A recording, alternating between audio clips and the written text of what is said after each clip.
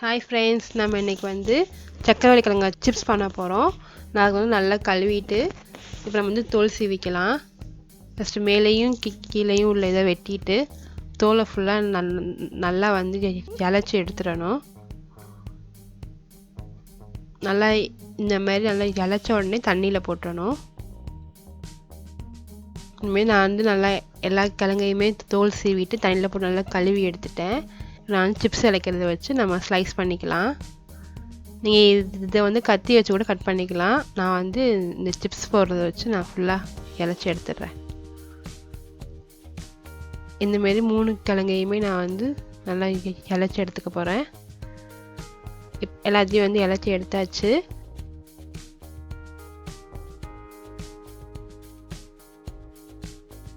இலைச்சி எடுத்த சக்கரவள்ளி கிழங்கு நம்ம வந்து நல்லா ஃபஸ்ட் வந்து ஐஸ் வாட்டரில் போட்டு நல்லா கழுவி எடுத்துக்கணும்.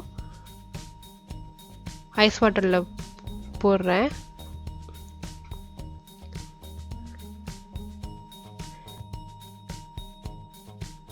ஐஸ் வாட்டரில் போட்டு ஒரு ஸ்பூன் அளவுக்கு அதோட உப்பு சேர்த்து இதை வந்து நல்லா ஒரு 10 நிமிஷம் நான் ஊற வைக்கணும். அப்படி ஊற வச்சாதான் அதில் உள்ள அந்த மாவு சத்து எல்லாமே வந்து வெளியில் வந்து நல்லா கிறிஸ்பியாக வந்து நமக்கு பொரிஞ்சு வரும். அதனால் 10 நிமிஷம் நல்லா அதை ஊற வச்சுட்டு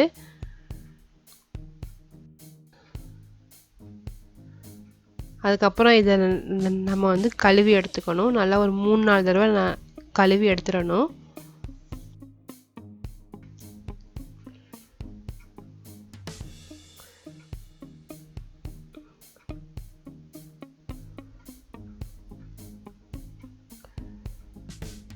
நல்லா கழுவி எடுத்துட்டேன். அப்புறம் வந்து நல்லா ஒரு காட்டன் துணி போட்டு எல்லாத்தையும் வந்து வச்சு அந்த தண்ணியை ஃபுல்லாக நம்ம வந்து காய வைக்கணும். நான் வந்து ஒரு காட்டன் துணி போட்டு அதில் வந்து இந்த ஸ்லைஸ் பண்ண சக்கரவள்ளி கிழங்கு எல்லாத்தையும் வச்சு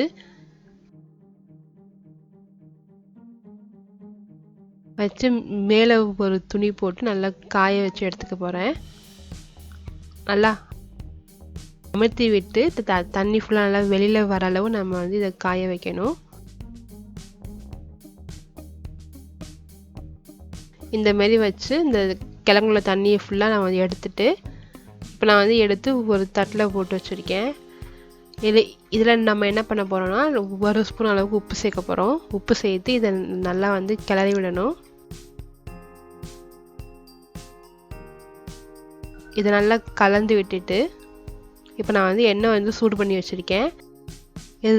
இதில் போட்டு நம்ம வந்து பொரிச்சு எடுத்துக்கலாம். எண்ணெய் வந்து ஃபஸ்ட்டு மீடியம் ஃப்ளேமில் வச்சுக்கணும். அப்புறம் போட்ட பின்னாடி கொஞ்சம் ஹை ஃப்ளேமில் வச்சு நல்லா இதை பொரிச்சு எடுக்கணும்.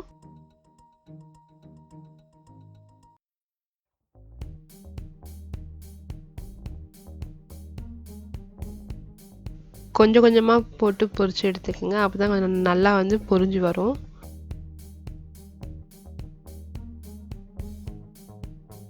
இப்போ போட்டு ஒரு 2 நிமிஷம் கழித்து திருப்பி விடலாம். நல்லா திருப்பி விட்டு 2 சைடும் நல்லா கிறிஸ்பியாக வர அளவு நல்லா பொரிச்சு எடுத்துக்கணும்.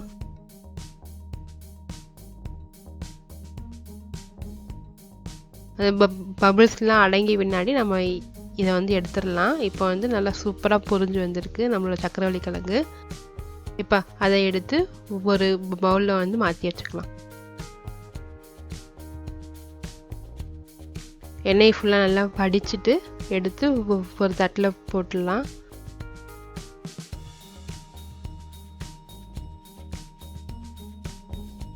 இப்போ நான் வந்து 2வதாக போட்டு பொரிச்சு எடுக்க போகிறேன்.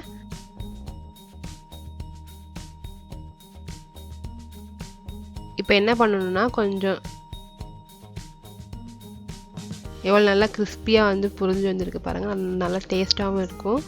இப்படியும் சாப்பிட்லாம். ஆனால் நான் வந்து இதில் கொஞ்சம் வந்து உரைப்பு சேர்க்க போகிறேன்.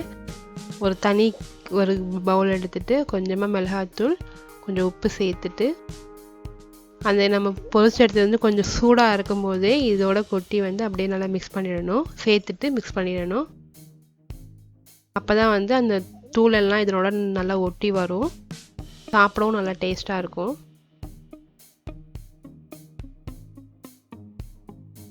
இப்போ நான் மிச்சம் உள்ள எல்லாத்தையும் அதேமாரி பொரித்து எடுத்து கலந்து வைக்க போகிறேன். இது வந்து 2வது எடுத்தது. எல்லாத்தையுமே எடுத்த உடனே இப்படி தூள் போட்டு நல்லா கலந்து வச்சிடணும். அப்போ தான் வந்து நல்லா அந்த தூள்லாம் ஒட்டி பிடிச்சிக்கும். அதில் இப்போ நம்ம சக்கரை கிழங்கு சிப்ஸ் வந்து ரெடி ஆகிடுச்சு.